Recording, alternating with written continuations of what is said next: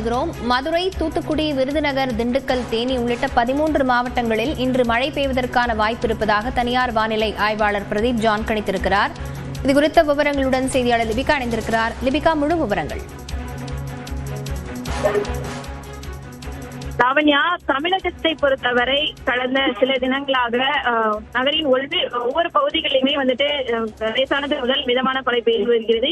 இந்த நிலையில் கடந்த 2 நாட்களை பொறுத்தவரை திருநெல்வேலி, தென்காசி, நெல்லை மற்றும் கன்னியாகுமரி ஆகிய பகுதிகளில் ஓரிரு இடங்கள்ல லேசான மழை என்பது பதிவாகி வந்த நிலையில் தொடர்ச்சியாக அடுத்து வரக்கூடிய, அதாவது இன்றைய தினங்களை பொறுத்தவரை மதுரை, தூத்துக்குடி, விருதுநகர், திண்டுக்கல், தேனி, தென்காசி, கன்னியாகுமரி, திருநெல்வேலி, சிவகங்கை ஆகிய பகுதிகளில் ஓரிரு இடங்கள்ல லேசான மழைக்கு வாய்ப்பு இருப்பதாகவும், குறிப்பாக திருப்பூர், கோயம்புத்தூர், நீலகிரி மாவட்டத்தினுடைய உள்பகுதிகள் மற்றும் ராமநாதபுரம் ஆகிய பகுதிகளிலும் மழைக்கான வாய்ப்பு இருப்பதாகவும் தனியார் வானிலை ஆய்வாளர் பிரதீப் ஜான் தன்னுடைய எக்ஸலத்துல பதிவிட்டிருக்கிறார். குறிப்பாக தற்போது குளிர்கால மழை என்பது தமிழகத்தை பொறுத்தவரை பதிவாகி வரக்கூடிய நிலையில் இன்றைய தினமும் ஓரிரு தென் மாவட்டங்கள்ல மழைக்கான வாய்ப்பு இருப்பதாக தற்போது அவருடைய எக்ஸலத்துல பதிவிட்டிருக்கின்றார்.